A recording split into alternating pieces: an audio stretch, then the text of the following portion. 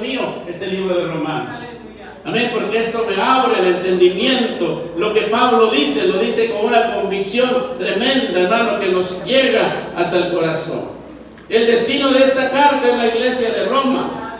Amén, debemos de ver cómo en una sociedad corrupta, una sociedad llena de perversidad, una sociedad que estaba en decadencia, había una iglesia en esa ciudad.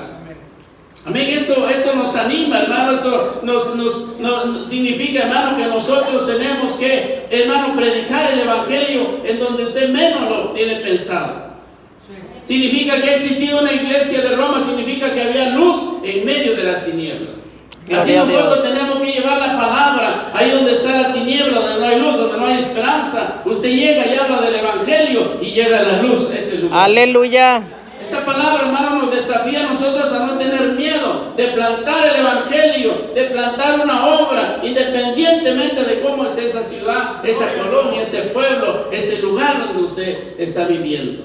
¿Cuánto dicen amén? Amén. El libro de Romanos es un libro más profundo, amén, que en su existencia. La obra más profunda en literatura, es en cuanto a mensajes, en cuanto a teología, en cuanto a gramática, es la obra más perfecta que hemos encontrado en la palabra de Dios. ¿Cuántos dicen amén?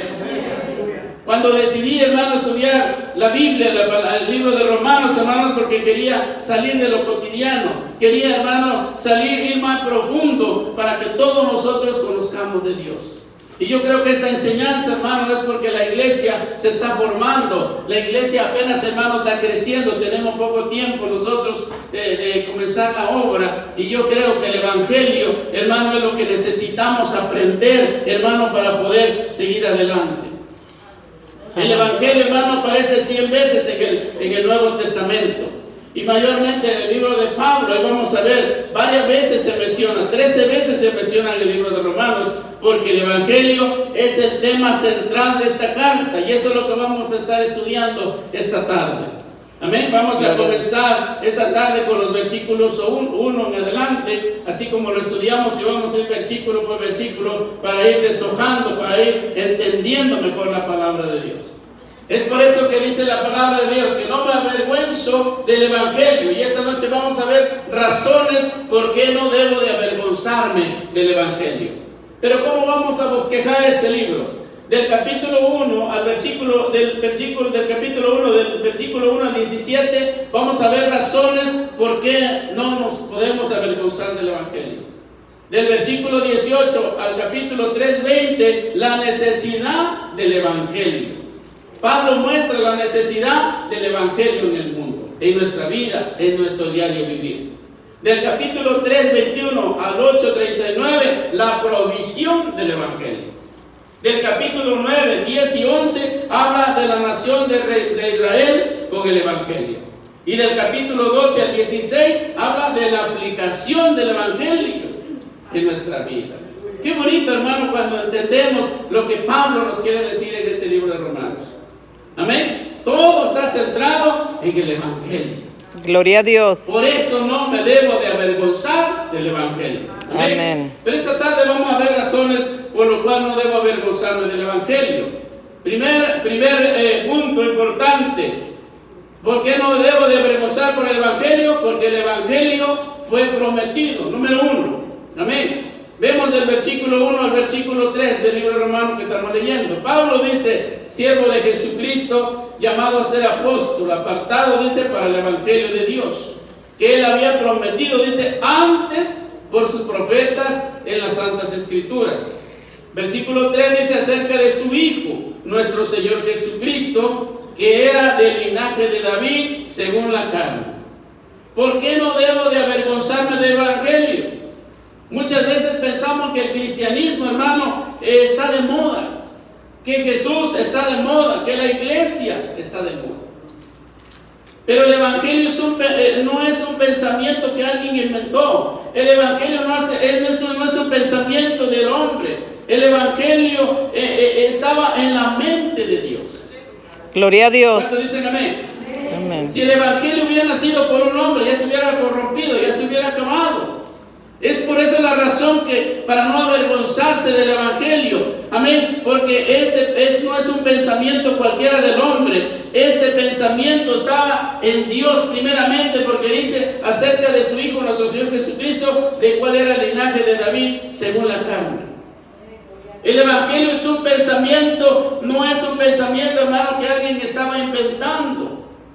Es algo que fue prometido por Dios. Amén. ¿Desde cuándo? Desde la eternidad. Desde antes que se formara todo, ya estaba en el pensamiento de Dios este Evangelio. ¿Cuántos dicen amén? ¿Desde cuándo fue prometido? ¿Desde dónde encontramos registro del Evangelio? Lo encontramos desde el libro de Génesis, capítulo 3, versículo 4. En Génesis 3:14, hermano, ya comienza el propio Evangelio, como la sombra del Evangelio. Dice que fue prometido antes por sus profetas. Todos hablaron del Evangelio. ¿Cuántos dicen amén? No hablaron de otra cosa, hablaron solamente del Evangelio. Mire que dice Génesis capítulo 3, versículo 14. Dice, y Jehová Dios dijo a la serpiente: por cuanto esto hiciste, maldita serás entre todas las bestias y entre todos los animales del campo. Sobre tu pecho andarás y polvo comerás todos los días de tu vida. Y pondré enemistades entre ti y la mujer, entre tu simiente y la simiente suya. Esta te irá, dice, en la cabeza y tú le herirás en el calcañar. ¿De qué está hablando esta palabra de Dios? Está hablando de que un día iba a venir el Mesías. Amén. Que iba a venir a enfrentarse al enemigo. Amén. Que iba a vencerlo porque la serpiente engañó a Eva. Amén. Y Dios dijo: no vas a vencer siempre. Amén. Entonces el Evangelio no es un pensamiento de moda. El Evangelio estaba escrito desde el principio de la palabra de Dios. Gloria a Dios, aleluya. ¿Cuántos dicen amén? Amén. No podemos decir que Jesús está de moda. No podemos decir que el mensaje está de moda. No podemos decir, hermano, que todo esto es inventado por alguien. No, es nuestra responsabilidad dar a entender a la gente que nosotros lo que estamos creyendo fue algo que fue un pensamiento de Dios desde antes de la fundación del mundo. Al leer y estudiar estas verdades, Dios siempre cumple su promesa. Él prometió que iba a venir el Mesías. Él prometió que iba a venir alguien a salvar a este pueblo, a este mundo. Aleluya. Y lo cumplió, hermanos. ¿Cuántos dicen amén? Porque Él fue prometido de antes. Aquí está en el Evangelio. La palabra de Dios siempre, hermano, se habla del Evangelio. Mira el punto número 2. Amén. ¿Por qué no debemos de avergonzarnos del Evangelio? Porque el Evangelio es probable. Mire que dice el versículo 4 del libro romano que estamos leyendo. Dice que fue declarado Hijo de Dios con poder según el Espíritu de Santidad por la resurrección de entre los muertos.